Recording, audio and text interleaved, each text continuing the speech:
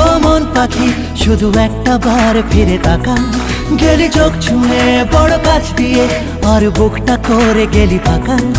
আমার কল্পনারই ঘাসে আর জল্পনার ক্যানভাসে, এক ফোঁটা জলে মন ভেসে চলে তোর কথাই বলে হায় হায় রব্বা।